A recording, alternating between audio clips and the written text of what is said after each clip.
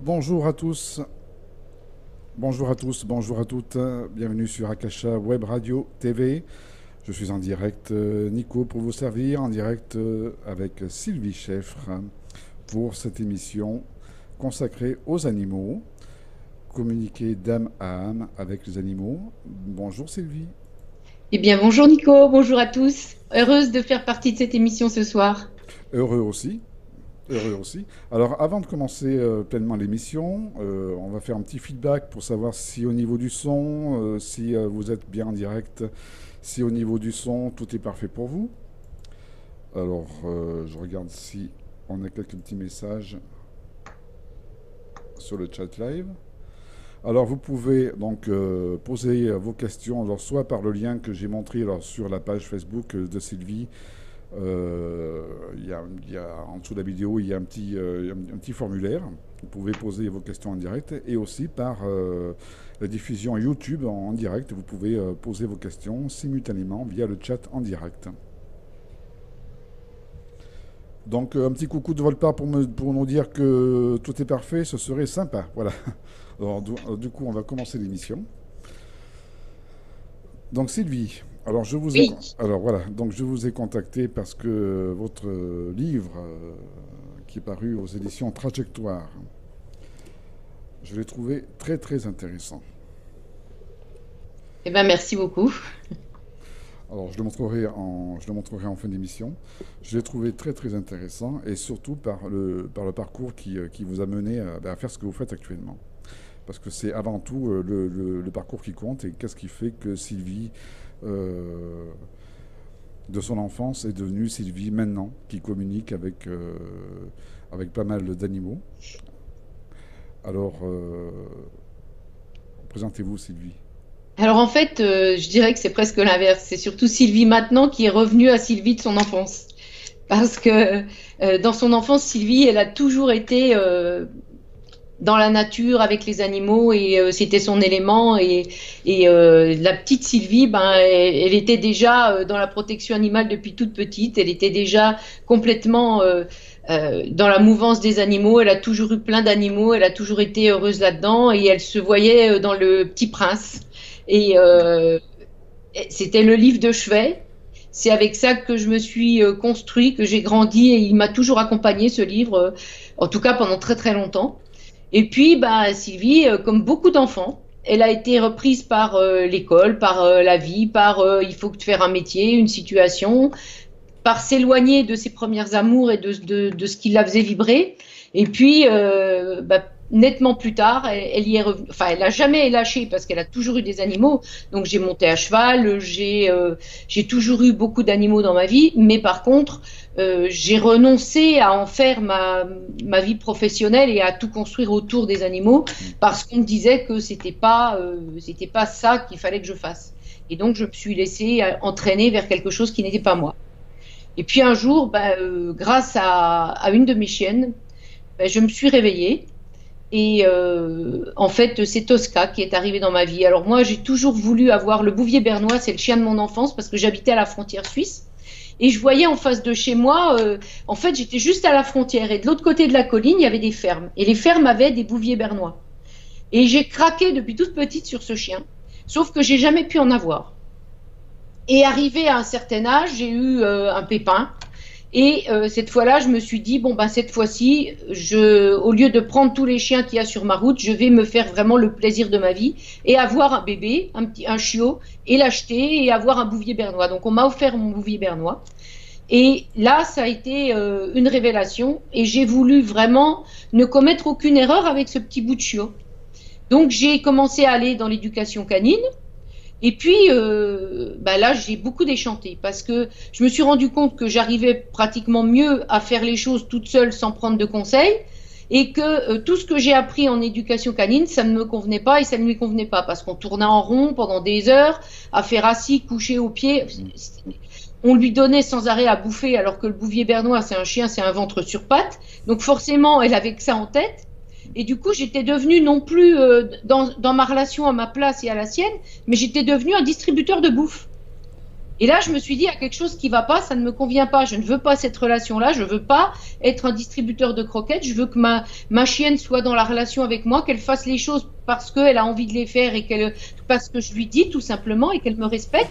Mais j'ai surtout pas envie qu'elle le fasse pour avoir à bouffer, quoi. Et donc, je me suis dit, c'est pas ça que je veux. Et là, j'ai cherché une formation, j'ai cherché autre chose. Et puis, je suis tombée sur la formation de comportementaliste. Et là, je me suis dit, mais c'est ça que je veux faire. Je pensais pas que ça existait, en fait. Je pensais que les comportementalistes étaient des vétérinaires. Et donc, que c'était pas pour moi. Et j'ai découvert ce métier. Et là, ça a fait tilt. Et je me suis dit, mais c'est ça le métier de ma vie. C'est ça que je veux faire.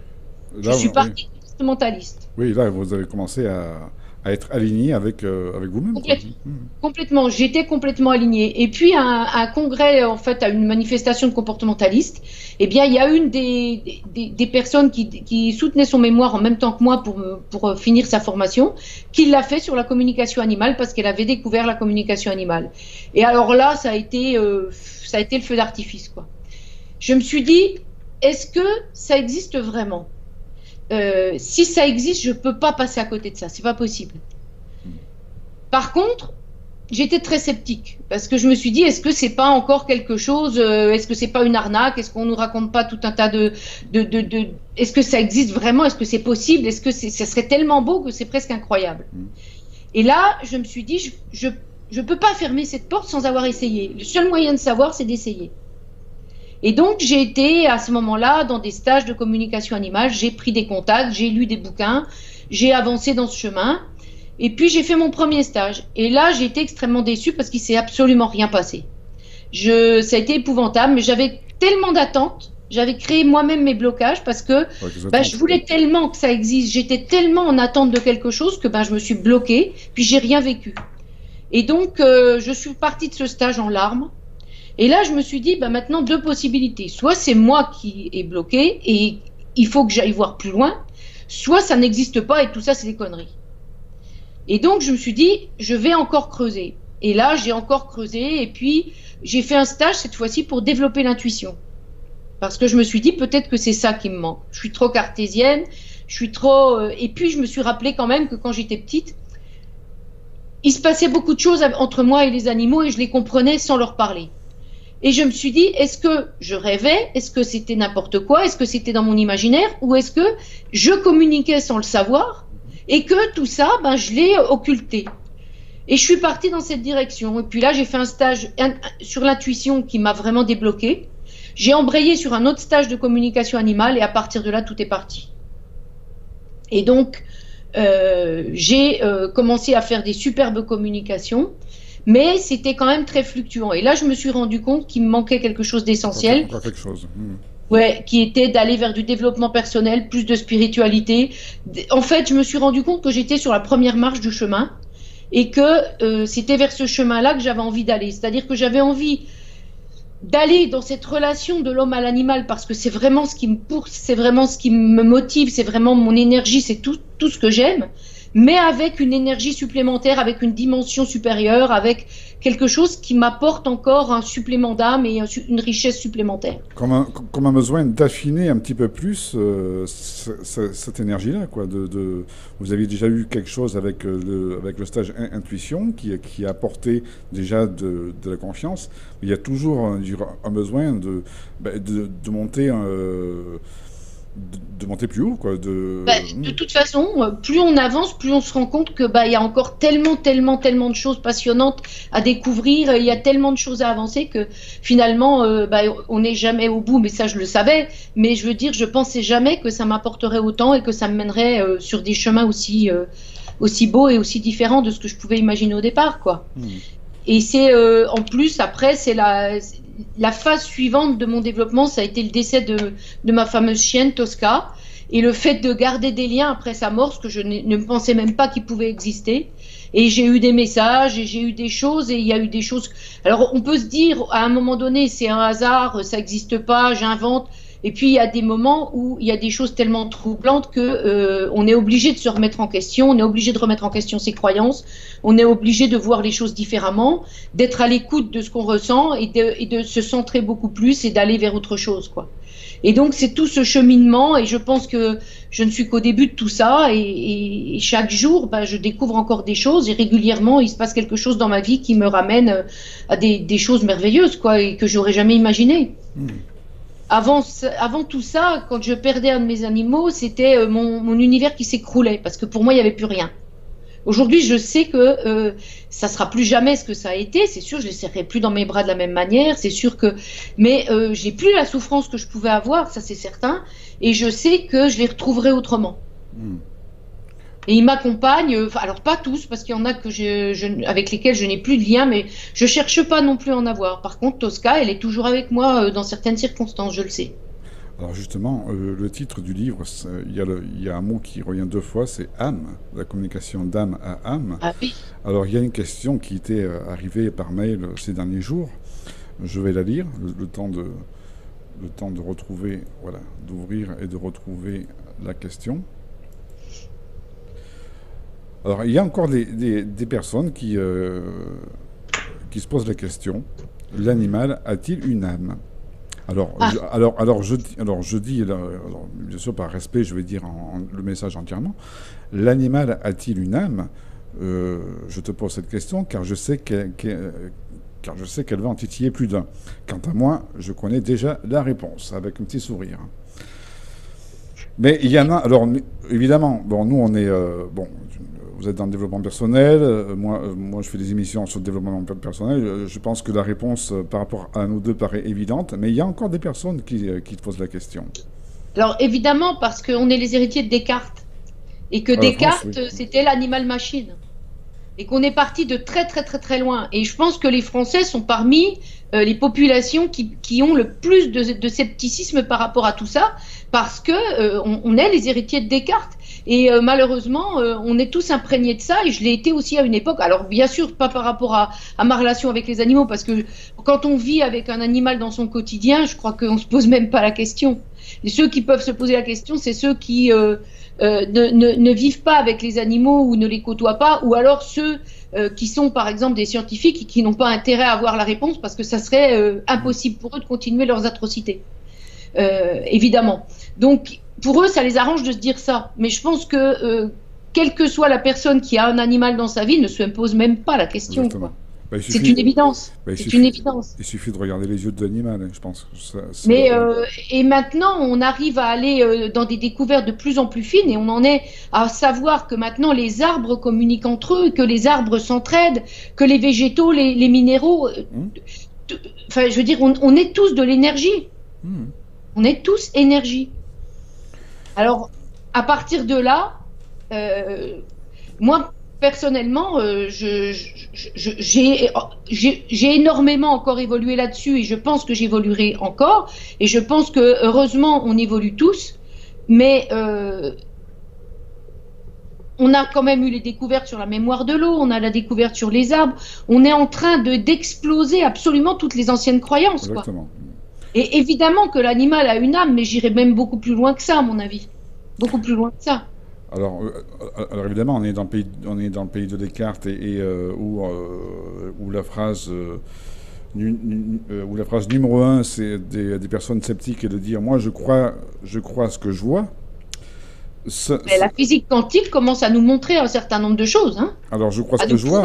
Alors justement, dans cette communication avec les animaux, il y a une histoire d'onde. Alors quand il y a des personnes qui disent je crois ce que je vois, il suffit de leur poser la question est-ce que tu vois les ondes radio ? Et pourtant tu les entends. Bien sûr. Par contre, si on se branche sur RTL, on n'entendra pas Europe 1. Voilà. Et donc encore faut-il être sur les bonnes ondes pour pouvoir communiquer. Donc en fait, comment on fait pour communiquer ? Ben déjà, on se branche sur les ondes sur lesquelles l'animal peut communiquer avec nous. Alors, voilà. Et comme tout est énergie, et que l'énergie, elle circule hors espace et hors temps, on peut communiquer avec un animal à l'autre bout de la Terre sans aucune difficulté, à condition d'être dans la bonne énergie, sur les bonnes ondes, sur les bonnes fréquences. Et là, effectivement, on peut se relier à n'importe qui. Mais, la transmission de pensée a quand même été, je pense que même entre êtres humains, la transmission de pensée existe. Alors, c'est pas mon domaine. Je n'y connais rien, je ne l'ai pas fait, je n'ai pas essayé, mais je suis convaincue que ça existe, évidemment. Et c'est pas parce que je l'ai pas pratiqué que je mets ça en doute. Justement, ça faisait partie de mes questions que j'avais préparées. Justement, parce que bon, on est la communication avec les animaux, on est dans l'ordre de la télépathie, bien sûr, mais Pas forcément à la télépathie. Ah bon? Ça peut, bah oui, ça peut être la télépathie, mais ça peut être aussi des visualisations, ça peut être aussi des ressentis, des D'accord. émotions. Par exemple, si vous demandez à un animal où est-ce qu'il a mal, une personne qui va lui poser la question aura l'information j'ai mal à l'estomac, une autre personne aura la même information par un ressenti. Il va D'accord, je vois. avoir mal à son propre estomac, mais comme il sera dans une situation de détente et qu'il sait très bien que lui n'a pas mal à l'estomac, ça viendra forcément de l'animal. Et puis une autre personne entendra dans sa tête j'ai mal à l'estomac. Donc en fait, c'est pas uniquement de la télépathie. Ça. Et il y a des personnes qui communiquent par plein de canaux, puis il y en a qui ont un canal vraiment privilégié, ce qui est mon cas, et qui ont plus de mal avec d'autres canaux. Alors justement, ces histoires d'ondes, il y a combien de gammes d'ondes? Ah bah, en fait, bon, il y a toute une série de gammes d'ondes, mais pour communiquer avec les animaux, pardon, on est sur les ondes alpha ou sur les ondes θ. Alpha? C'est-à-dire Ah, les ondes cérébrales dans lesquelles on est juste au moment de s'endormir ou dans un état de relaxation, c'est sûr. ou de méditation, ou alors les ondes cérébrales du sommeil profond qui sont les ondes θ. Donc, c'est la méditation profonde, mais la plupart des gens communiquent sur les ondes alpha. Donc, les ondes où on est en méditation, où on est en relaxation, en sophrologie, en auto-hypnose. Il y a plein de moyens d'arriver aux ondes alpha. On y est très souvent. On y est même très souvent juste quand on est détendu et qu'on est en train de se reposer. Hein. D'accord. Simplement, on s'en rend pas compte, c'est tout. Donc, si on veut commencer déjà à s'exercer, il vaut mieux pas être dans une situation où on est préoccupé par est-ce que j'ai bien fermé le gaz, est-ce que j'ai fait ci, est-ce que j'ai fait ça. Voilà, il faut vraiment être dans un état vraiment de tranquillité absolue si on veut commencer, au moins, au moins à s'exercer. Alors personnellement, quand j'ai des demandes, même maintenant, hein, pourtant j'ai quand même une certaine habitude, je ne donne jamais de rendez-vous précis aux gens en leur disant voilà, on va se connecter à tel moment, je vais communiquer avec votre animal à tel moment. Ils me donnent tous leurs éléments et puis je leur dis dès que je me sens en état de faire du bon travail et de bien communiquer parce que ça ne se fait pas sur commande, en tout cas pas dans mon cas à moi. Je ferai la communication et puis je vous appelle dès que je l'ai fait. Mais je ne prends pas de rendez-vous comme ça. Moi, je suis incapable de faire ça sur commande parce que il suffit que j'ai un moment de stress, que moi, j'ai un rituel, si vous voulez, et je me mets dans une pièce, je me mets d'abord une petite musique, je fais des exercices de respiration, je me mets sur les bonnes ondes. Je suis pas encore en automatisme capable sur allez hop, je claque des doigts puis je m'y mets. C'est pas possible Bien ça. sûr. Alors, par contre, ce qui est très important, c'est que quand vous faites une communication, vous la faites de chez vous via une photo. Disons que vous ne faites pas la communication directement face à l'animal. Ce serait un peu Non. plus compliqué. C'est pas que ce serait plus compliqué, c'est qu'on n'a pas besoin de ça, en fait. Pas besoin de On n'a ça. pas besoin. Il suffit d'être présent, d'avoir bien identifié l'animal et de pouvoir se connecter avec son esprit. Mais il faut que nous, on soit disponible, mais il faut aussi que l'animal soit disponible. Moi, ça m'est arrivé qu'il y ait des animaux qui me disent, notamment des chats, qui étaient occupés à faire autre chose et qui me disent, bah, attends, moi, c'est pas le moment pour moi. Non, reviens plus tard. Ok, bon, bah voilà. Et je pense que c'est aussi une question de respect.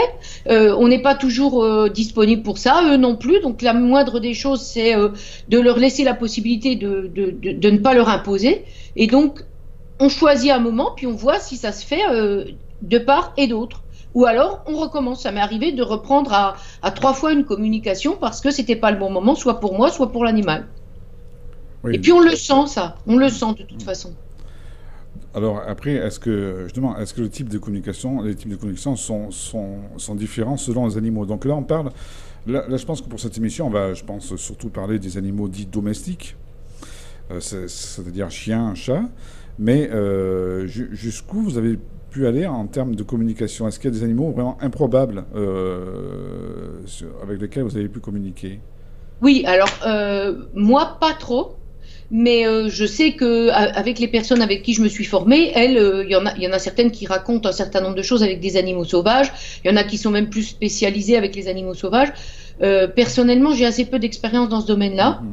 Et puis, les communications que j'ai fait avec des animaux sauvages, j'en ai fait, mais c'était plus pour leur faire passer un message que pour attendre un retour. Donc, j'espère que le message est bien passé. C'était notamment pour les prévenir quand je voyais des chasseurs dans la forêt. Donc, j'essayais d'envoyer un message aux animaux de la forêt d'éviter, par exemple, tel coin de forêt parce que j'avais vu qu'il y avait une battue. Donc, c'est ce genre de choses. Donc, j'espère et j'ai prié beaucoup pour qu'ils puissent éviter et puis ne pas tomber dedans. Mais après, vous dire que ce que ça a donné, j'en sais rien, honnêtement. Je suis pas restée assez longtemps pour le voir, mais j'espère très fort qu'ils ont capté mon message et qu'ils ont évité cet endroit-là. Mais je n'ai pas cherché parce que c'est quand même l'animal sauvage est quand même plus dans la peur, ça se fait plus dans l'urgence et je n'ai pas encore, je me dirais, suffisamment de pratique et j'ai pas eu suffisamment d'occasion pour le faire. Alors je dis pas que je le ferai pas, mais bon voilà. Pour l'instant, mon travail à la base c'est quand même comportementaliste. Je suis vraiment dans la relation à l'animal de compagnie et j'utilise énormément la communication animale dans le contexte de mon travail. C'est-à-dire pour aider à résoudre des problèmes de comportement, pour poser des questions aux animaux, pour comprendre un certain nombre de choses qu'on ne peut pas comprendre ou pour lesquelles on n'a pas l'information. Par exemple, les animaux qui ont été recueillis et qui manifestaient un problème avant qu'on les ait recueillis. Donc le problème, la personne, elle ne peut pas me raconter ce qui s'est passé à l'origine. Donc, quel meilleur moyen que d'aller demander à l'animal? Alors justement, ça faisait partie donc d'une des questions principales. J'ai communiqué avec les animaux, ok c'est bien, mais pourquoi faire? Eh ben, ça dépend ce que les personnes attendent, justement. Ça peut être pour plein de choses. Ça peut être pour leur faire passer des messages. Ça peut être pour leur poser des questions. Par exemple, aussi sur leur santé, quand on n'arrive pas à trouver, on sait que l'animal a un problème, mais on ne sait pas quoi. Ça peut permettre de creuser, de lui demander des précisions.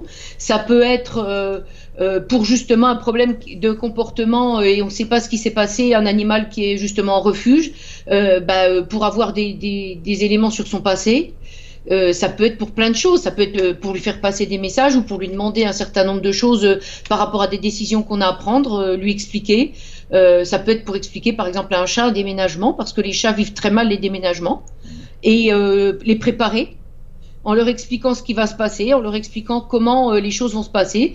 Ça peut être pour les préparer aussi à une opération, leur expliquer le pourquoi, leur demander s'ils sont d'accord qu'on les aide par des soins énergétiques, par exemple, ou par d'autres types de soins, s'ils sont d'accord pour ça. Alors, ça peut être plein de choses. Alors, ce qui est assez bluffant dans votre livre, c'est que j'ai quand même été assez étonné, enfin, à moitié surpris, mais vous évoquez quelques expériences, notamment sur les chiens, dont les chiens ont parfois de sacrés états d'âme concernant leur maître. J'ai surtout l'exemple du chien qui, je crois, c'était par rapport à un couple qui vivait mal. Je ne sais pas si vous avez cet exemple en tête. Alors, là, je vois plus trop lequel, comme ça, je vous dirais franchement que je commence à avoir énormément de communication, alors je me rappelais de tout, je sais plus. Mais tout ça pour revenir à la question, c'est que non seulement ils ont une âme, mais ils ont aussi pas mal d'états d'âme. Bien sûr, mais en fait, moi, je me suis rendu compte aussi que j'ai changé aussi ma manière de vivre mon métier de comportementaliste, et il y a des choses que j'ai appris dans ma formation pour lesquelles je suis plus d'accord aujourd'hui, parce que les communications que j'ai pu avoir avec les animaux ne me valident pas ça. Par exemple, que l'animal est incapable de faire le lien entre deux événements. On dit, par exemple, on m'a toujours appris, faut punir le chien sur le fait parce que sinon il sait pas pourquoi. Mais bien sûr que si, il sait. Simplement, faut lui expliquer. Par contre, je vois pas l'intérêt de le punir. Alors, ça m'arrive encore de dire ça à des gens pour qu'ils évitent de punir leur chien. Mais je sais très bien que c'est pas la réalité. Le chien, il comprend très bien un certain nombre de choses. Il est capable de relier des événements. Il est capable de manipuler complètement et d'anticiper des situations. Il n'y a aucun problème. J'ai des cas, mais j'ai des exemples à n'en plus finir pour expliquer tout ça. Justement, ils ont quand même... bon, là on parle des chiens, mais c'est seulement valable pour les autres animaux. Ils ont quand même c'est valable pour tout le monde. Ils ont quand même une certaine notion du temps qui peut parfois piéger dans la communication. Je vois aussi un exemple dans le livre où vous avez eu une réponse je crois que c'était concernant un chien, il me semble. Ah oui, je vois. Voilà, vous avez une réponse, sauf que la réponse était bonne. Enfin, je vous laisse dire expliquer ce cas, vu que ça vous Oui, revient en mais tête. en fait, dans mes séminaires de communication animale que j'avais suivis, et dans ceux, bien entendu, que je donne aujourd'hui, encore plus, puisque j'insiste dessus, vu ce que j'ai vécu, on nous avait dit que de faire très attention à bien situer dans le temps la réponse qu'on attend. Parce que quand on pose une question, alors là, je vois le cas auquel vous faites allusion, c'est un cas qui m'a profondément marqué et qui a même failli me faire arrêter de communiquer parce que j'ai pensé que je m'étais complètement trompée suite à cette communication. C'est un chien, justement, qui avait été abandonné, qu'on avait récupéré en refuge et que moi, je connaissais bien parce que j'avais travaillé au refuge et que je communiquais avec lui. Et il a été adopté. Et après son adoption, pour déclencher une visite, j'ai communiqué avec lui pour lui demander comment ça se passait dans sa famille. Et puis, j'ai mal posé mes questions. Mes questions n'étaient pas précises. Et du coup, tous les éléments que j'ai obtenus étaient des éléments non pas de sa vie actuelle, mais de sa vie avec ses anciens propriétaires. Et en fait, du coup, j'ai déclenché une visite parce que je me suis dit, oh là, il va pas bien du tout, faut que j'y aille. J'y étais, et puis tout ce que j'ai constaté, mais il n'y avait rien qui collait, mais rien. À aucun niveau. Je me suis dit, mais comment j'ai pu me tromper autant? J'en ai même parlé à Laïla, qui m'avait formée. Laïla m'a dit, mais tu as dû te tromper d'animal. Je lui ai dit, mais non, j'ai pas pu me tromper d'animal, je le connais. Alors elle me dit, bah écoute, j'en sais rien. Et puis, en discutant avec quelqu'un d'autre, elle me dit, fais voir les questions que tu as posées. Elle me dit, mais tu n'as aucune référence au temps dans les questions que tu as posées. Est-ce que tu es sûr qu'il t'a bien donné les réponses actuelles? Et là, j'ai recherché dans son passé, et en fait, tous les éléments que j'avais eus pratiquement dans ma communication, je les ai retrouvés dans son dossier. Et j'ai été voir, comme j'avais l'adresse dans son dossier, à l'endroit où il était avant, et j'ai retrouvé ce que j'avais vu dans ma communication, c'est-à-dire un jardin avec une balançoire, enfin bon, les éléments que j'avais reçus de ma communication, je les ai retrouvés dans son ancien contexte et absolument pas dans le nouveau. Et là, j'ai compris qu'effectivement, d'abord, j'avais très mal posé mes questions, ensuite, ça m'a fait revoir un petit peu et ça m'a fait un bien fou parce que je me suis dit, finalement, je me suis pas tant trompée que ça. Ce qui a été vraiment la bonne leçon, c'est que ça m'a permis de comprendre à quel point la manière dont on pose nos questions induit la réponse. Voilà. Et que on a la réponse qu'on mérite quelque part. Si on pose mal sa question, on a une réponse complètement à côté de la plaque. Du coup, ça vous a fait... ça m'a fait complètement revoir beaucoup de choses et puis ça m'a rendu encore plus humble et puis j'ai remercié parce que j'ai failli arrêter honnêtement la communication à cause de ça. Alors, vous faites référence à Laïla, donc c'est Laïla Del Montes, si vous pouvez. Donc, qui est Laïla Del Montes? Laïla Del Montes, pour moi, c'est ma référence, je dirais. C'est ma référence. Disons que c'est elle qui m'a permis de débloquer tout ça. C'est grâce à elle, j'ai fait ce stage intuition avec elle, c'est grâce à elle que tout ça est arrivé. C'est grâce à elle que elle m'a donné confiance, elle m'a aidé à débloquer tout ça et c'est vraiment grâce à elle que tout a démarré. Et puis, c'est peut-être une des personnes les plus influentes et les plus importantes sur mon chemin de vie. Voilà. Donc Laïla, c'est pour moi, c'est quelqu'un d'extrêmement important. Alors tiens, on va essayer de poser quelques questions qui m'ont été envoyées. Ouais, alors il y a par contre une longue question. Alors, une question de Roselyne, voilà. Bonjour, je suis proche des animaux, je n'en mange pas d'ailleurs. Pourquoi je n'arrive pas à communiquer avec eux? Qu'est-ce qui me bloque? Merci pour votre réponse. Alors, potentiellement beaucoup de choses, Roselyne. Comme moi, peut-être trop d'attentes. Peut-être ne pas savoir suffisamment se détendre, ne pas arriver à lâcher prise. Donc, il faut s'entraîner. Il faut peut-être passer par des étapes. Peut-être pas regarder le haut de la montagne, le sommet, mais peut-être prendre marche par marche. Commencer par apprendre à se détendre. Commencer par ancrer d'autres énergies, d'être plus confiante. Il y a beaucoup de choses en fait, il y a beaucoup de choses à faire. Mais peut-être commencer par des exercices de respiration, de relaxation, de méditation, pour ouvrir un petit peu tout ça. Et puis les attentes, lâcher tout ça, lâcher prise. Ne pas vouloir, ne pas chercher et prendre ce qui vient sans chercher à obtenir quoi que ce soit. Alors, il y a un exercice... Mais c'est plus facile à dire qu'à faire, hein, ça demande de l'exercice.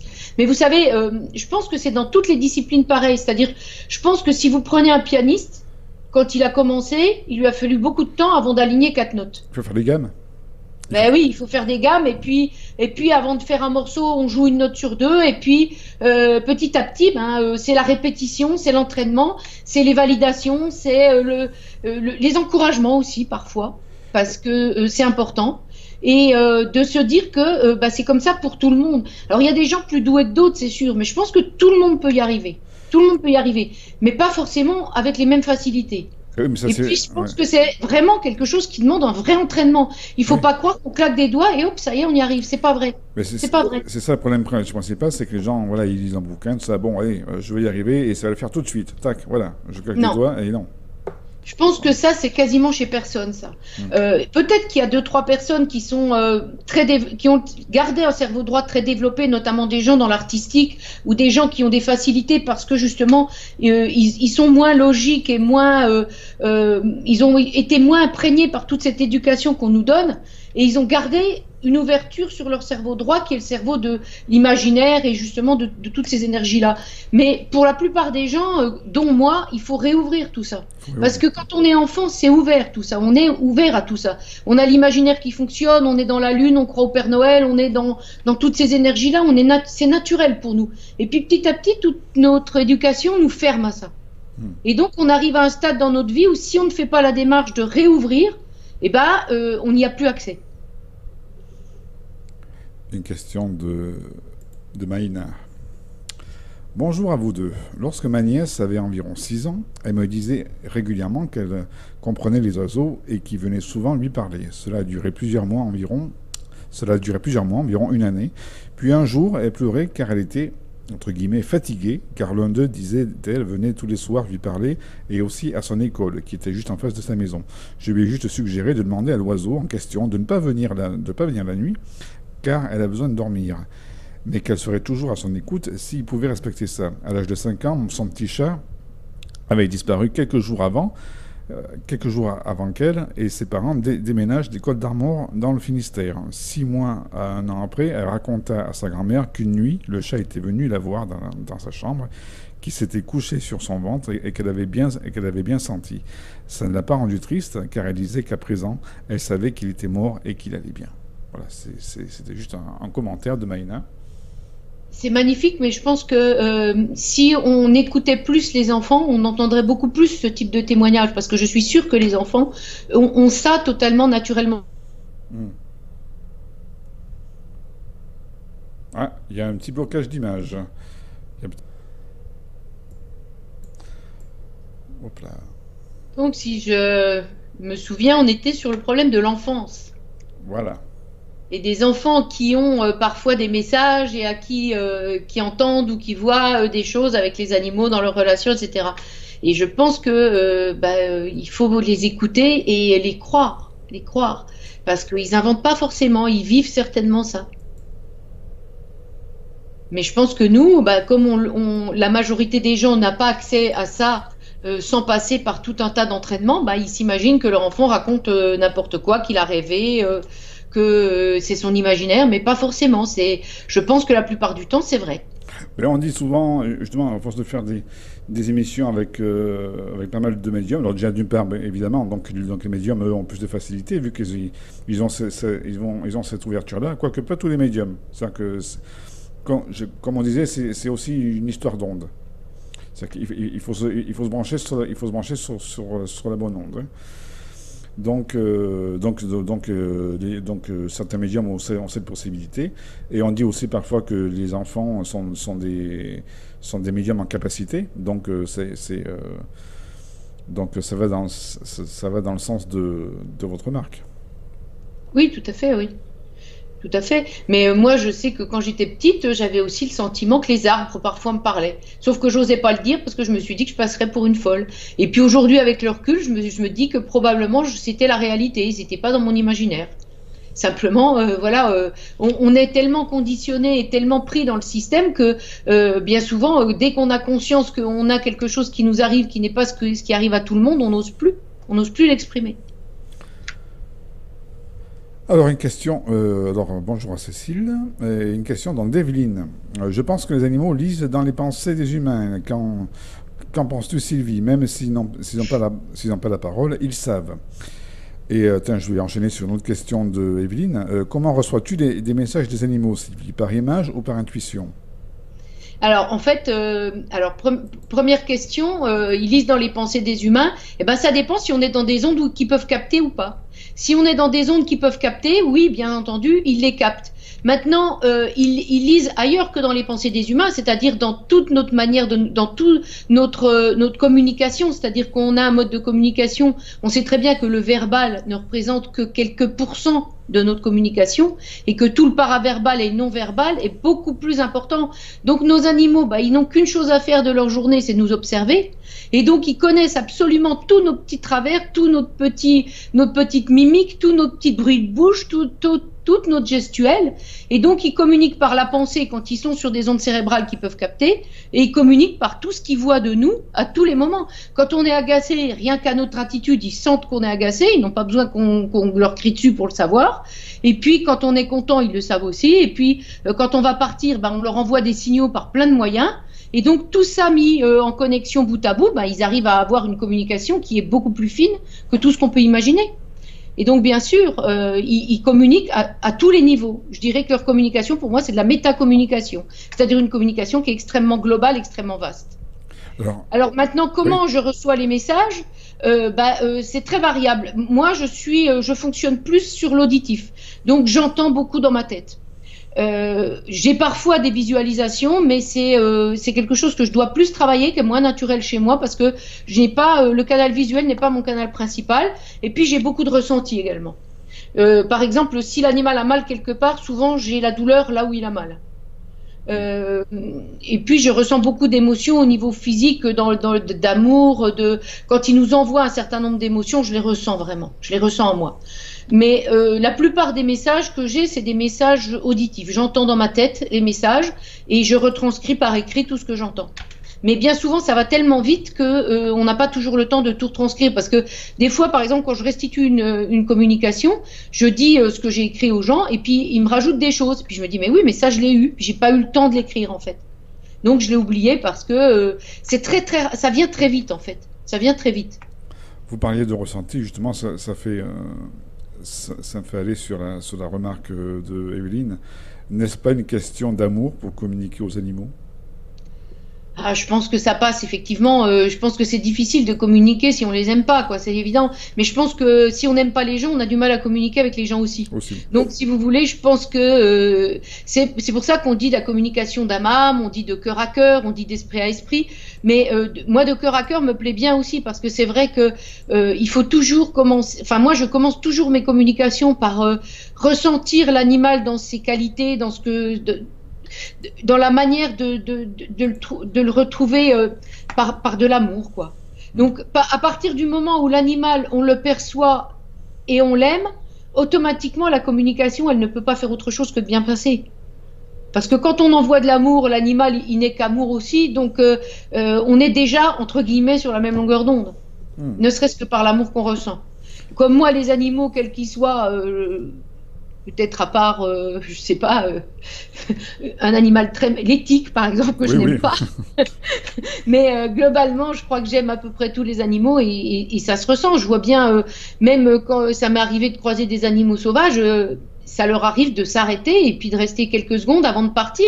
Et ce que je ressens quand je les vois, c'est évidemment ils doivent ressentir que je leur ferai pas le moindre mal, parce que j'ai pas je pourrais jamais, quoi. C'est quelque chose où je serais paralysée s'il fallait que je leur fasse quelque chose de mal. Je pourrais pas.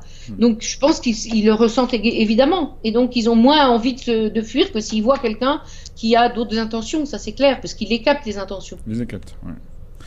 D'ailleurs, est-ce qu'il y a une différence de communication?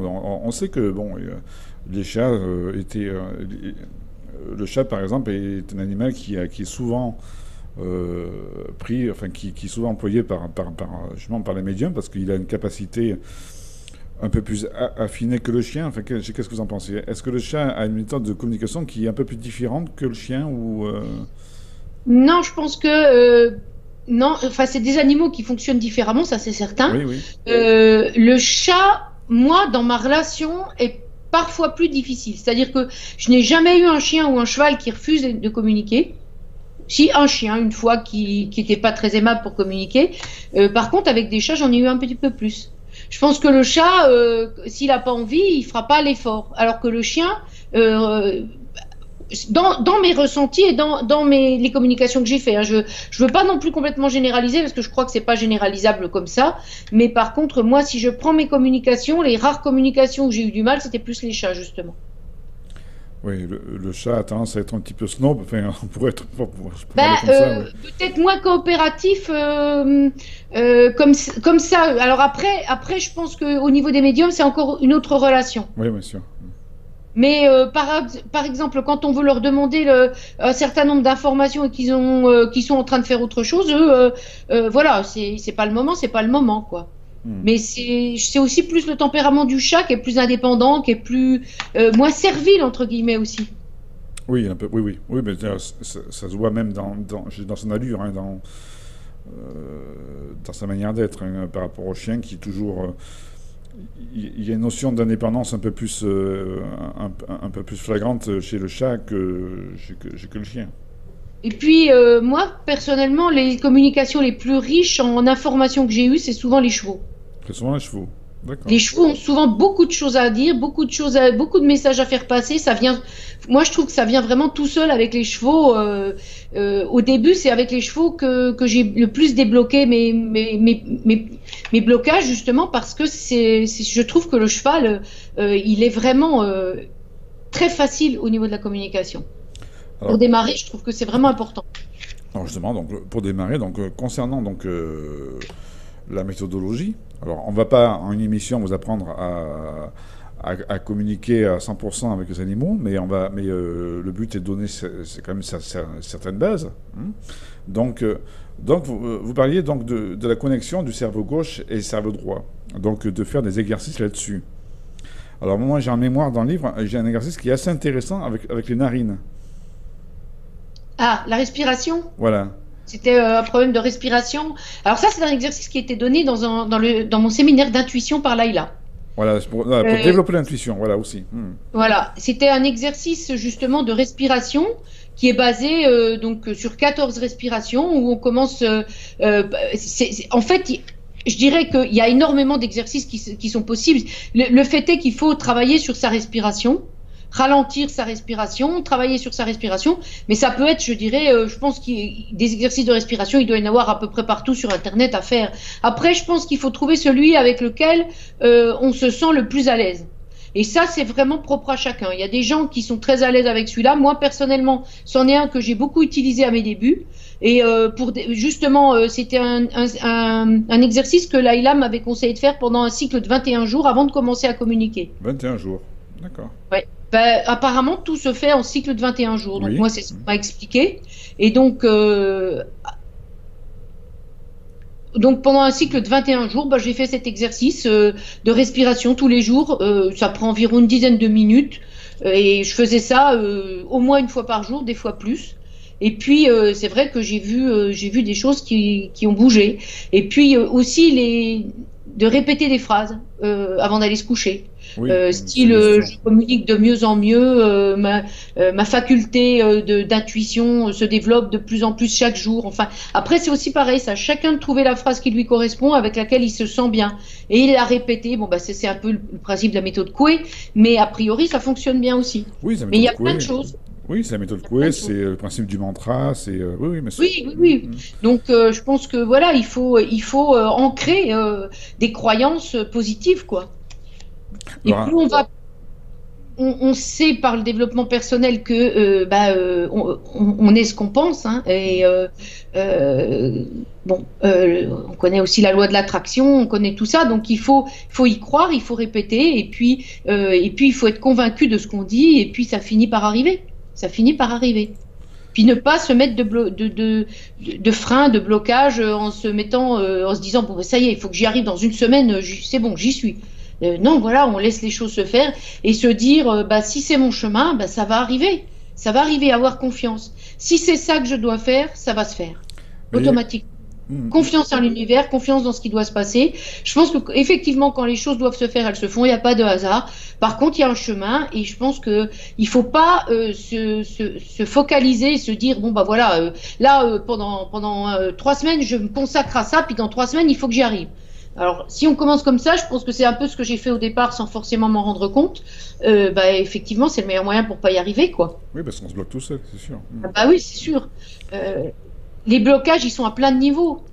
Ceci dit, oui, le cycle de 21 jours, c'est quand même assez intéressant. Ça peut rassurer certains, parce que bon, même si on est conscient qu'on ne peut pas avoir les choses de suite, ça peut rassurer dans le sens, ouais, donc je sais que d'ici 21 jours, il y a quelque chose qui peut se produire. Oui, mais si ça ne se produit pas, ne pas non plus se dire dans 21 jours, je vais pouvoir. Parce que ça, effectivement, ça recrée des blocages. Donc, se dire, ok, de toute façon, c'est pas la peine de rêver non plus. Il y aura au moins 21 jours de travail là-dessus. Puis peut-être qu'après, il y aura 21 jours sur autre chose. Mais de toute façon, si c'est mon chemin et si je dois arriver à quelque chose là-dedans, ben, je vais y arriver, il n'y a pas de souci. Mais c'est pas la peine de se mettre la pression, c'est pas la peine de chercher, c'est pas la peine de forcer les choses. Si on doit y arriver, on y arrivera. Alors donc il y a cette période donc de préparation, de relaxation, donc faire des exercices de respiration. Alors attention avec les exercices de respiration. Bon, il y a des exercices de respiration qui sont sur le net, la plupart sont abordables. Mais disons qu'il y a parfois certains où, enfin je sais néanmoins qu'il y a des exercices de respiration plus poussés qui peuvent être un peu plus compliqué, enfin, je vais dire dangereux, mais voilà, il faut... Le plus simple est souvent le mieux. Hein. Le plus simple est souvent le mieux, oui, bien sûr. Et puis, je pense que ce que j'ai dit, et là je le répète, c'est que je pense qu'il faut vraiment que chacun se sente bien avec l'exercice qu'il prend. Bien avec la méthode. Voilà, s'il fait un exercice, puis que cet exercice, il sent que ça lui convient pas, que c'est pas son truc, ben, il y en a suffisamment d'autres pour qu'il trouve celui qui va lui convenir. Et peu importe lequel il va prendre, l'essentiel étant qu'il soit bien avec, quoi. Voilà. Donc qu'il soit, enfin, on revient sur l'alignement, mais au moins qu'il soit aligné avec ce qu'il fait, quoi. Oui. Donc, alors, une fois que ces exercices sont faits, donc si on veut se lancer, donc il suffit, bon, c'est évident que si on a un animal, c'est plus facile. Mais, comment... Alors non, je suis pas d'accord. Dites-moi. Je suis pas d'accord parce que communiquer avec ces animaux, c'est l'étape la plus difficile. Ah, d'accord. Et oui, parce qu'avec ses propres animaux, d'abord on les connaît, ensuite on a des attentes, et ensuite, bien souvent, on leur pose une question en espérant avoir une certaine réponse. C'est vrai. Et donc, forcément, on n'est plus neutre. On peut anticiper la réponse. On dit, tiens, je pense qu'il va penser ça. Voilà, et ou alors... bon, avoir des attentes et puis avoir tellement envie qu'ils nous répondent quelque chose qu'on entend ce qu'on a envie d'entendre. Ouais, Or, justement, c'est l'étape la plus difficile. Et au début, il faut communiquer avec des animaux qu'on ne connaît pas. Plus on va ne pas connaître l'animal, plus on va être neutre, plus on va être détaché des réponses et plus on va obtenir quelque chose de fiable. Et c'est comme ça qu'on va construire sa confiance. Et c'est une fois seulement qu'on aura construit sa confiance, qu'on aura multiplié les communications avec des validations de gens extérieurs, qu'on va pouvoir commencer à communiquer avec ses propres animaux. Donc forcément, et encore, pour des choses importantes qui ont une implication, il vaut mieux pas le faire parce que on peut toujours fausser les réponses. C'est pas quelque chose, c'est pas une science exacte. C'est quand même, on est dans quelque chose de très subtil. Donc la possibilité d'erreur, elle existe toujours. On n'est jamais sûr à 100% de ce qu'on obtient. Donc moi, je conseille toujours de commencer sur des animaux qu'on ne connaît pas et éventuellement de demander à des gens de poser des questions à leurs propres animaux, mais pour lesquels les gens ont la réponse et qui peuvent nous valider. Parce que c'est comme ça qu'on saura si on a bien communiqué ou pas. Parce que sinon, c'est vrai que l'imaginaire peut nous faire dire aussi beaucoup de choses, mais pas forcément ce que l'animal nous a dit. Donc il faut mettre des garde-fous parce que on peut très vite déraper aussi, quoi. Moi j'ai rencontré des gens qui avaient fait des stages de communication et qui sont venus avec moi dans mes programmes et qui me disaient ah ben moi tu sais moi j'ai pas besoin de passer par l'étape de validation parce que j'ai fait des stages et puis je communiquais super bien. Je dis moi écoute, mon programme il est fait comme ça, moi je veux valider les réponses avant de passer à la suite. Et donc on faisait les communications sur mes animaux et puis c'était complètement à côté de la plaque. Parce qu'en fait, ils croyaient communiquer, mais ils étaient complètement à côté de la plaque parce qu'ils n'avaient jamais fait des communications qui étaient validées. Donc effectivement, communiquer puis ne jamais avoir la validation, on peut toujours imaginer tout ce qu'on veut. Alors, justement, vous insistez sur cette validation, parce que je pense que c'est Oui, parce que c'est la clé même de savoir si on est sur le bon chemin ou pas. c'est Donc, l'apprentissage, c'est hmm, l'apprentissage, c'est les gammes. hmm. Donc, donc évidemment, donc s'entraîner à la limite sur un animal qui est autre que le sien, donc sur le chien ou sur le chat de son frère, de sa belle-sœur, peu importe. Quoique même là, on peut même avoir des idées préconçues si c'est un animal du personne qu'on connaît. C'est- Oui, enfin, on peut effectivement aussi, mais vous savez, là où on peut faire des communications, par exemple, c'est dans les refuges de protection animale, C'est mais mieux. pour des choses qui concernent pas, qui concernent le passé de l'animal, de ce qui se passe dans le refuge, par exemple. Imaginons un jour un chien qui refuse de manger il s'est passé quelque chose, et à ce moment-là, poser la question à l'animal de ce qui s'est passé, puis avoir quelqu'un qui peut vous dire, bah oui, c'est passé ça aujourd'hui, effectivement. Hmm. Là, oui, c'est par exemple quelque chose qui peut être tout à fait utile.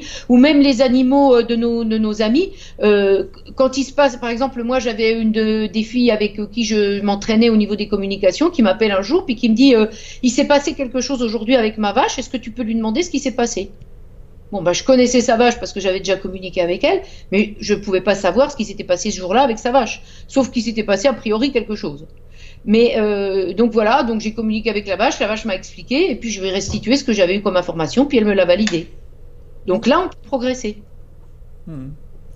Donc, étape de validation c'est très importante. Alors, Oui, ça, est-ce qu'il est nécessaire donc d'avoir une photo de l'animal pour se concentrer ben, pour- ça dépend. Si on connaît bien l'animal, c'est pas obligé. En fait, la photo, c'est un support qui permet juste d'identifier et d'être sûr qu'on est avec le bon animal. Donc, en fait, en général, on veut une photo de l'animal, on veut savoir à qui appartient l'animal, et puis le situer géographiquement pour être sûr de ne pas se tromper d'animal. Donc, on demande à communiquer avec tel animal qui appartient à telle personne et qui habite à tel endroit. Très bien. Mais si on connaît l'animal, par exemple, on n'a pas besoin de la photo. La photo, c'est juste un support, hein. Bien sûr. Et à partir de là, donc poser, justement, ne pas se tromper, disons poser les bonnes questions.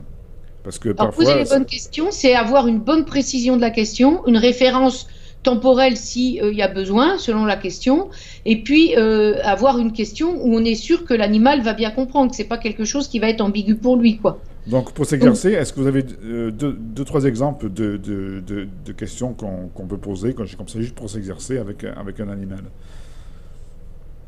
alors, ce qu'on a par exemple souvent comme type aussi, alors comme question, de savoir par exemple s'il a mal quelque part et où.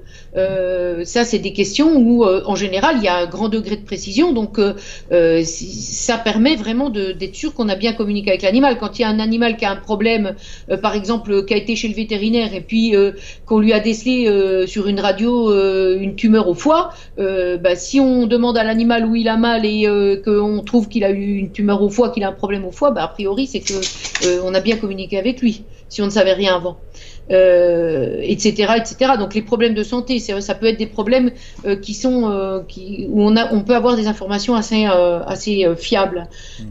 Évidemment, l'animal qui a par exemple sur un passé, qui a déménagé, ou les membres de sa famille, ou s'il vit avec d'autres animaux et lesquels, ou s'il s'entend bien avec les animaux du foyer ou pas. Enfin bon, il y a plein de questions qu'on peut lui poser, hein. D'accord. Ce qu'il aime pas. Alors là, il faut être précis par contre. Toujours le Parce précis. que, bah oui, qu'est-ce que tu aimes? Ok, mais si je vous dis qu'est-ce que tu aimes, voilà, Oui. c'est tellement vaste que qu'est-ce que vous voulez, on peut rien vérifier là-dessus. D'ailleurs, Pratiquement. d'ailleurs, il y a un exemple assez drôle sur, je ne sais pas si vous l'avez en tête, sur l'ananas. Je crois que ça concernait une vache, il me Ah oui, semble. une vache. Oui, oui, Oui. oui, une vache qui m'avait dit qu'elle aimait les tranches d'ananas.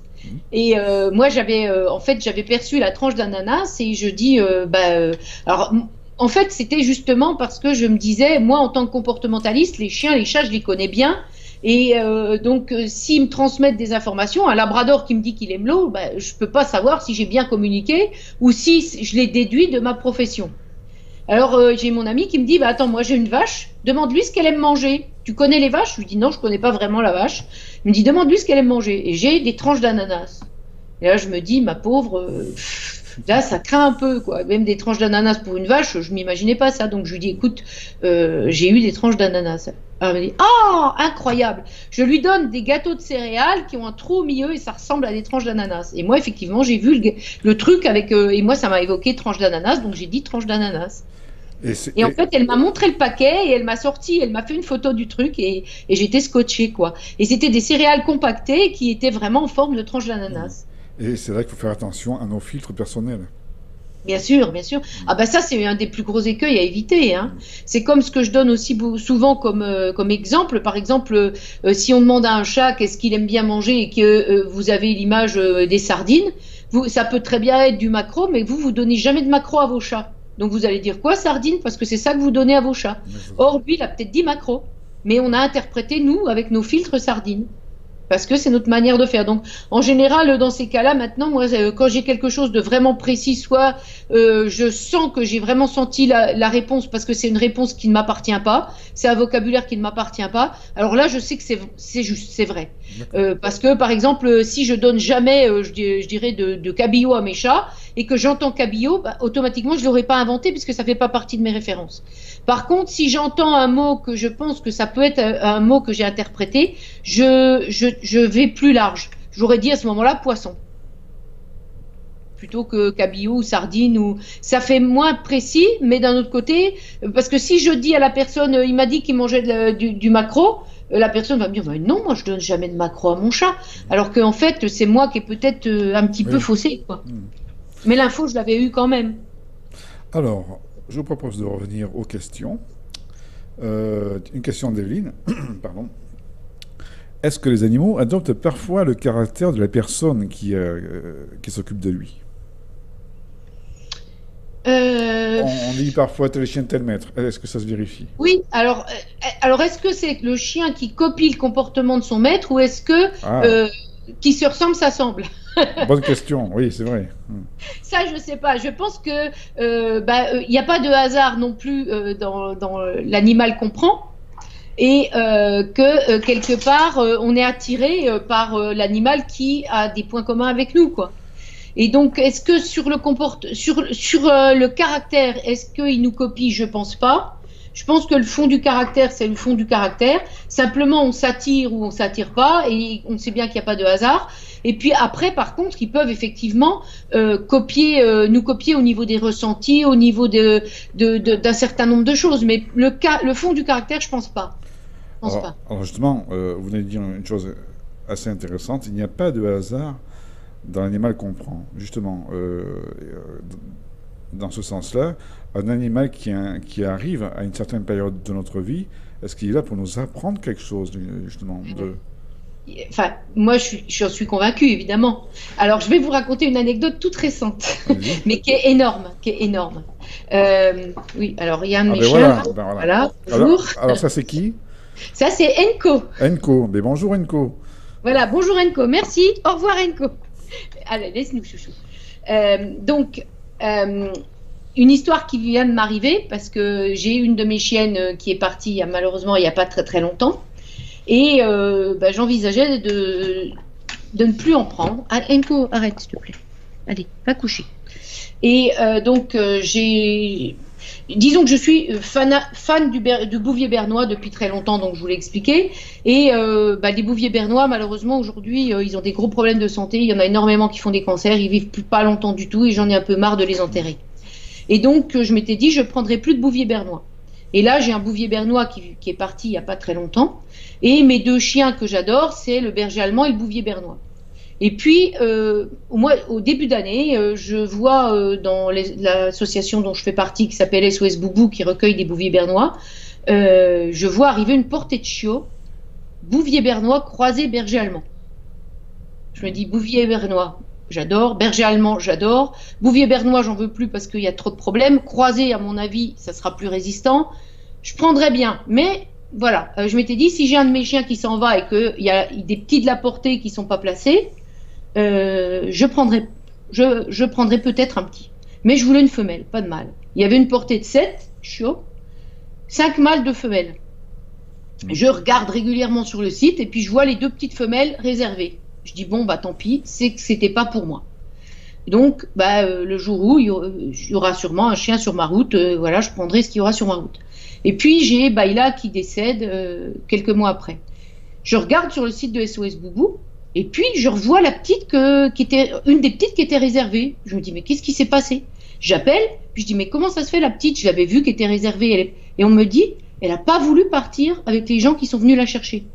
Et donc, du coup, ils ont pris un de ses frères, on n'a pas voulu la forcer. Et ils ont pris un de ses frères et ils sont très heureux avec et tout va bien. Je dis, alors la petite, elle est toujours à prendre. Elle avait presque 5 mois. Et on me dit, oui, oui, elle est toujours à prendre. Je dis, je la prends. Et je me dis, mais attends, si elle n'a pas voulu aller avec les gens qui sont partis la chercher, si moi, elle était à Bourges, moi je suis en Bretagne, si je vais la chercher à Bourges et que la petite, elle veut pas venir avec moi, on fait quoi? Je vais à Bourges pour rien. Qu'est-ce que je fais? Je communique et je lui demande.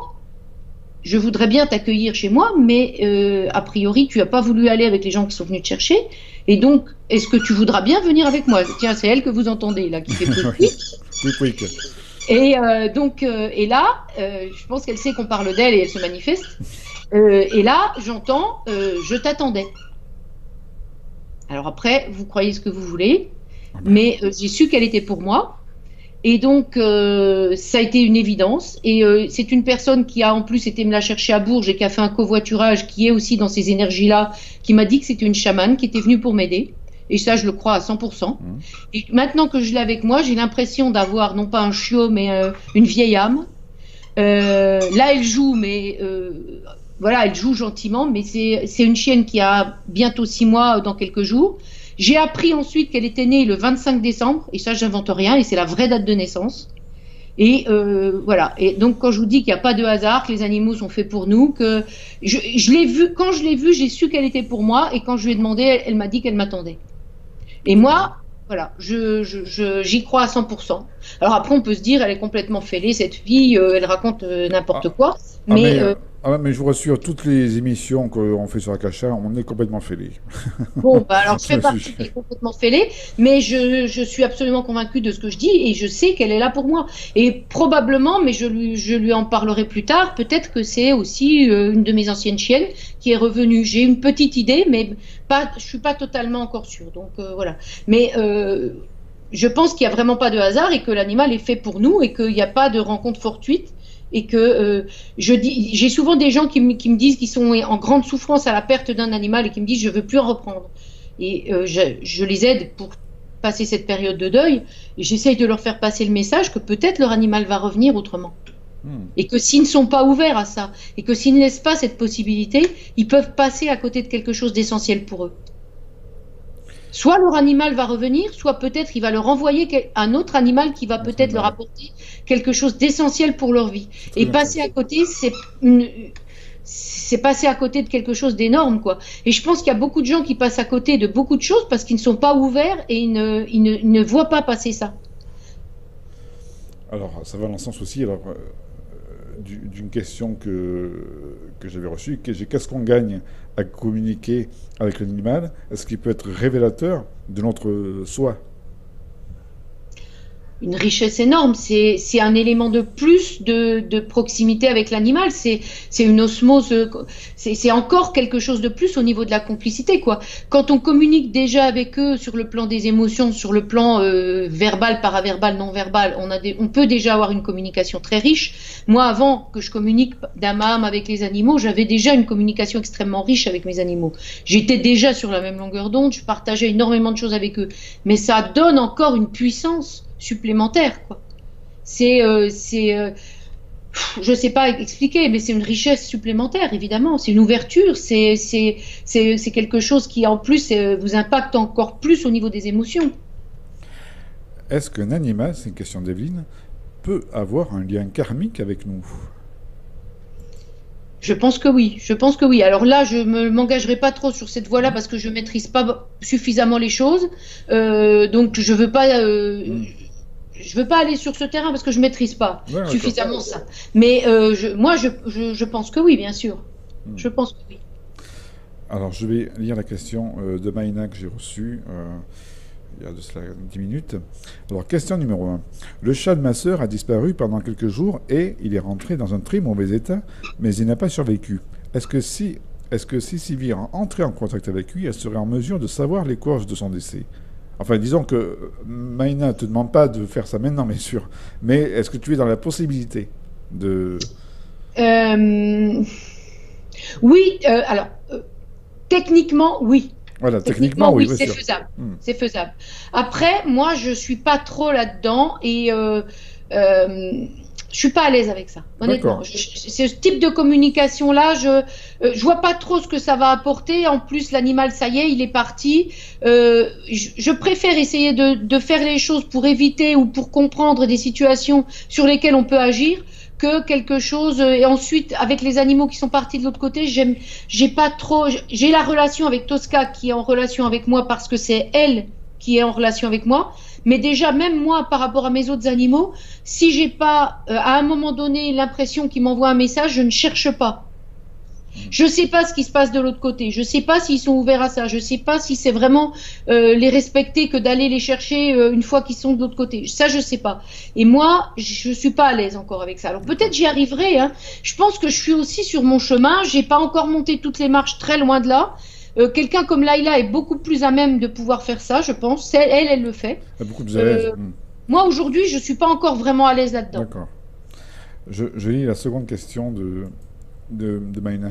Il arrive que des chiens soient euthanasiés suite à des morsures graves et ou comportements violents sur des personnes. Est-ce que Sylvie peut entrer en contact avec des animaux ayant eu ce type de comportement et en savoir plus sur ce comportement? Là, c'est une bonne question. Oui, certainement, oui, certainement. Maintenant, est-ce que, enfin, je sais pas. Alors, si c'est avant l'euthanasie, oui, certainement. Maintenant, est-ce que l'animal sera en état de communiquer s'il est complètement perturbé? Comme on a dit, la communication animale, ça se passe dans la détente. Oui. Alors déjà, avec des animaux qui souffrent, c'est pas toujours évident. Alors avec des animaux qui sont très énervés, par exemple, qui sont très en colère, qui sont dans des émotions très négatives, est-ce que c'est faisable? Je sais pas, j'ai jamais essayé honnêtement. Hein. Mais a priori, je dirais sur le principe, oui. Et après, est-ce que c'est réalisable? Est-ce que l'animal aura envie de communiquer? Je sais pas, je suis pas sûre. Donc voilà, donc pour Maïna. Je pense qu'il y a qu'une façon de savoir, c'est de tenter. Hein. En tout cas, faites les exercices. Il y a le livre qui est fait pour ça. Alors, je vais le montrer. Alors, on n'a pas tout. Alors, il y a des exemples intéressants et puis il y a des témoignages qui sont très bien dans ce livre. Alors, je vais le montrer directement à l'écran. Alors, si ma souris veut bien marcher, bien sûr. Voilà. C'est aux éditions Trajectoire. Communiquer d'un même avec les animaux. Alors, s'il y a des gens qui sont intéressés pour apprendre, j'ai aussi des programmes donc sur Internet où je vous accompagne avec beaucoup de choses, des exercices et tout ça. Et puis, j'ai un stage en live pour les gens qui préfèrent, parce que chacun a ses préférences. Alors, on allait y venir, justement, sur ce que vous faites donc, actuellement. Donc, donc, déjà, il y a un site. Donc, je vous laisse dire le nom du site. C'est sylviechef-animalcom.com. Et donc là, vous avez toutes les informations sur un peu tout et pas seulement sur la communication animale. Donc sur mon métier principal qui est quand même comportementaliste, parce que la communication animale telle que je la pratique moi dans mon quotidien, c'est surtout un outil pour aider les gens à résoudre les problèmes de comportement. Donc c'est pour aider dans un contexte particulier. Après, je fais aussi des communications quand les gens me demandent des communications. Mais dans mon quotidien, c'est surtout pour aider à résoudre des problèmes de comportement dans les cas où on ne peut pas comprendre forcément d'où vient le problème, quoi. Donc c'est une aide. Donc ça, et puis les programmes, je sais pas si... Oui. Là, j'ai un séminaire live qui est en région nantaise le 9 et 10 septembre. Et donc de 2 jours, qui est pour découvrir la communication animale. Donc là, c'est pareil, je vous fais faire tout un tas d'exercices. On fait des communications validées, on fait des communications sur vos propres animaux, mais qui sont faites en groupe. pour pas que justement vous soyez trop impacté par la communication avec votre animal, et donc vous pratiquez aussi sur les communications des autres personnes, évidemment. Et puis moi, j'en prends aussi sur mes animaux à moi. Donc ça, c'est un séminaire découverte de 2 jours qui est donc le 9 et 10 septembre du côté de Nantes. Et puis sinon, j'ai des programmes de plusieurs niveaux où il y a un accompagnement, et là, c'est sur la durée. C'est-à-dire que vous travaillez à votre rythme, tranquillement chez vous, vous avez des exercices à faire, vous avez des communications que je vous valide, et au fur et à mesure que vous avancez, ben, on avance dans les niveaux, et ça prend le temps que ça prend. J'ai des gens qui arrêtent parce qu'ils ont des problèmes de santé, des problèmes familiaux, ils reprennent 1 an après, 6 mois après, et il n'y a aucun souci. Et moi, je trouve ça beaucoup plus confortable, parce que, en fait, c'est ce que moi j'aurais voulu avoir quand j'ai démarré, parce que ça évite la pression, et ça évite d'être impacté aussi par les résultats des autres qui vous mettent, par exemple, moi, quand j'ai eu rien du tout au début et que les autres avaient des communications, ben, ça m'a rajouté un blocage, quoi. Parce que je me suis dit, bah, les autres, ils ont, moi, j'ai pas. Pourquoi moi, j'ai pas? Et vas-y, et le petit vélo qui tourne dans la tête. Alors, je suis pas fait pour ça, et donc je manque de confiance. Et ah bah, c'est que moi, je suis pas bonne, et que les autres machin, et on se compare aux autres, et en fait, on se met des blocages supplémentaires. Alors que là, comme vous faites les choses tranquillement à votre rythme, et que moi, je suis là pour vous accompagner et vous aider à avancer, eh bien, il y a pas au moins, il n'y a pas ces blocages-là, quoi. Et donc, je vous aide à débloquer le reste. Donc tout ça se fait donc par inscription sur votre site internet. Oui, alors en fait, oui, c'est sur. Il y a une page d'inscription sur mon site internet pour pouvoir s'inscrire à ce programme, effectivement, oui. Est-ce que vous faites des formations de comportementalistes, ou alors est-ce que ça va pas à ce niveau-là? Oui, bah si, bien sûr. Si, okay. Alors là même, j'ai une formation, alors vous faites bien d'en parler parce que là je viens de faire un lancement justement.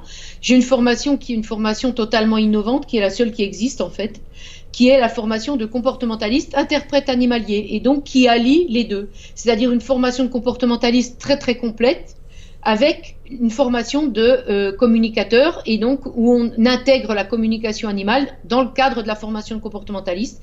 Et donc c'est une formation longue de 18 mois minimum, et qui va vous amener à communiquer avec les animaux tout au long des 18 mois, pour qu'à la fin du cursus, ça soit intégralement maîtrisé, parce que c'est pas quelque chose, comme on l'a expliqué, qui se fait en 5 minutes. Et donc, on prend vraiment le temps de ne pas faire n'importe quoi, de faire bien les choses. Et j'ai énormément d'accompagnement dans cette formation, puisqu'en fait, on a aussi une association, qui est une association qui s'appelle Comportementalistes pour tous, et qui est une association de comportementalistes où il y a mes étudiants et moi. Et on est à la disposition des gens qui ont des problèmes de comportement avec leurs animaux et qui viennent chercher des conseils. Et tous les lundis soirs, à partir de début juillet, je pense, on sera entre 19h30 et 21h30 à 2 personnes, un étudiant comportementaliste et moi au début, puis un diplômé, pour aider les gens à résoudre les problèmes qu'ils ont par des conseils qui seront pas vraiment gratuits, mais pour lesquels vous ferez des dons qui seront reversés aux associations de protection animale, essentiellement. Voilà, donc c'est un site et tous mes étudiants sont bénévoles, je suis bénévole bien entendu, personne n'est rémunéré sur cette association. On a des associations de protection animale qui vont faire partie de notre groupe, et en fin d'année, en fait, les dons seront reversés entre les différentes associations à égalité. Voilà. Alors justement, un comportementaliste a-t-il... est-ce qu'un comportementaliste doit avoir des prédispositions pour savoir communiquer avec l'animal tel que vous le faites? On leur apprend. Des prédispositions, non, on les a toutes, les prédispositions. Vous savez, quand vous aimez, on a des animaux chez soi et qu'on est proche d'eux parce qu'on les aime, automatiquement, déjà, on utilise certains moyens de communication. Donc non. Et nous, on travaille énormément sur la communication, parce que on travaille donc bien entendu la communication animale, on travaille sur toute l'analyse du verbal, non-verbal, paraverbal. On a des techniques de communication comme la PNL, l'écoute active, la communication bienveillante. C'est une formation qui est extrêmement complète. Extrêmement complète. Donc on travaille tout ça, mais on travaille aussi le développement personnel, parce qu'on travaille sur la confiance en soi, on travaille sur la gestion des émotions, on travaille sur Ben, le deuil, tout bêtement, parce que moi, j'ai eu en début de profession, j'ai eu à faire face à quelqu'un qui me parlait du deuil avec son animal, et moi, un deuil qui n'était pas fait, ça m'a renvoyé à mon deuil qui n'était pas fait. J'étais en grande souffrance et incapable d'aider la personne. Donc, je fais travailler là-dessus à toutes les personnes. On a de l'EFT aussi dedans, on a plein de choses, quoi. Alors Plein l'EFT, de choses. Donc, ce sont des techniques de tapotement pour gérer les émotions. oui, oui, ok, oui, ça, j'en ai parlé une fois avec un invité. Oui, c'est un nom anglais, d'ailleurs, je sais pas, Oui, émotionnel, oui, freedom, enfin, je sais technique, oui, plus oui, oui, exactement le nom. Oui, ouais. moi non Mais plus. ça commence à être très connu. Et donc, j'ai des formateurs là-dessus qui viennent faire des séances et des ateliers dans ma formation, des spécialistes. Hein. Ok. Ah ben, en tout cas, bon, il n'y a pas d'autres questions que je pose, hein, enfin que je vois, donc je regarde un petit peu si je trouve d'autres questions, mais apparemment je n'en vois pas. Bah, de toute façon, si les gens avaient des questions, bah, vous pouvez me les poser par mail, je me ferai un plaisir d'y répondre, hein, il n'y a pas de souci. Ben écoutez, oui, alors déjà, alors vous avez, alors donc voilà, donc on va faire un total, donc page Facebook, d'ailleurs je crois que sur votre page Facebook, je l'ai mis en lien sur les annonces de l'émission, hein. Vivre en harmonie avec son animal. Avec votre animal, ouais, sûrement. Voilà, Vivre en voilà. harmonie avec votre animal, ouais. Ou alors vous Et tapez Sylvie Chèvre sur le moteur de recherche sur Facebook. Sylvie Là, Chèvre, ouais, c'est voilà. ma page perso et ma page pro, c'est Vivre en harmonie avec votre animal. Voilà. Et sinon, mon adresse mail, elle est très simple, c'est sylvie@animalcom.net. Voilà. Mais sinon, on peut trouver l'adresse net sur votre site, de toute façon. Oui, elle est sur mon site, elle est sur mon livre, elle est un peu partout. Elle doit être sur ma page Facebook. Je pense qu'il n'y a pas de souci pour mon mail et mon numéro de téléphone sont à peu près partout. Donc Voilà. on peut m'appeler et on peut me joindre par mail. Donc je suis très joignable. En tout cas, bon, même de passer par moi, hein, donc donc je pense surtout aux auditeurs donc de Akasha, s'ils veulent prendre contact avec vous, je peux leur donner donc votre mail par message, il n'y a pas de souci. En tout cas, ben, merci d'avoir passé ce moment avec nous, hein, Ben, ça a été un plaisir pour moi. Sylvie. Quand on a une passion, on adore en parler, donc Ben c'est oui, pas difficile pour moi de le faire. ben non. Et en tout cas, ben, peut-être au plaisir de se recroiser lors de projets futurs. Je pense que vous avez un projet, je ne sais pas si vous voulez en parler, après c'est libre à vous.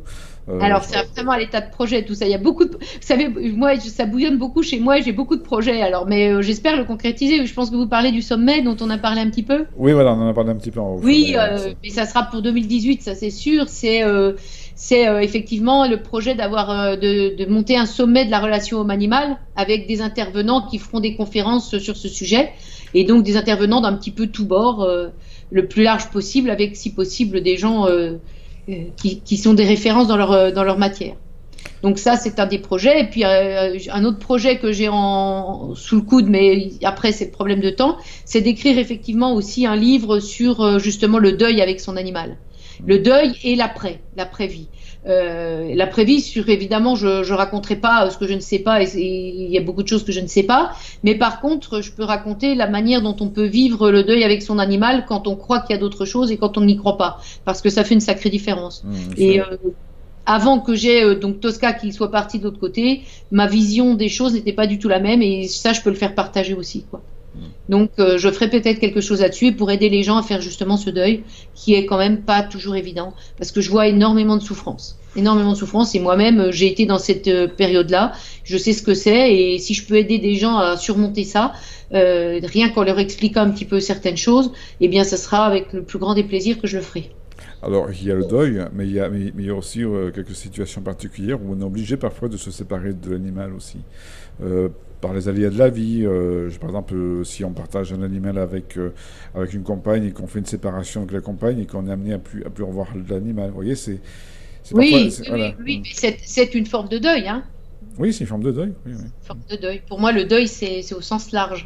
D'accord. Ouais, oui, donc ça peut s'étendre aussi à dire à ce niveau-là, c'est que la perte de l'animal, quelle que soit la perte. Oui, oui, oui, oui, oui. Hmm. Ouais, voilà. Très bien, Sylvie. Et en tout C'est le cas, projet. au plaisir de se recroiser sur Akasha, mais peut-être à la sortie donc du prochain livre, ou bien alors Avec plaisir. ou alors concernant Dieu le sommet, je me ferai un plaisir de le communiquer et voir peut-être hein, si on peut aider, il n'y a pas de souci. Ok, bah merci beaucoup. On se voit en off, donc voilà, je termine donc l'émission et puis on se voit en off de suite après. Merci à vous Ok, tous. très bien, merci, merci à tous. Merci Et à, puis j'espère vous avoir éclairé un petit peu sur la communication animale et n'hésitez pas si vous avez des questions à me les poser. N'hésitez Voilà. pas. Et le livre de Sylvie Cheffre, donc de la communication d'âme avec les animaux aux éditions Trajectoire. Voilà, c'est aussi, surtout pour ce livre que je vous recommande vraiment, parce que là, on en a évoqué qu'à peine 10%. Justement, c'est fait exprès pour vous faire découvrir les 99%. Au revoir tout le monde. Au revoir, merci.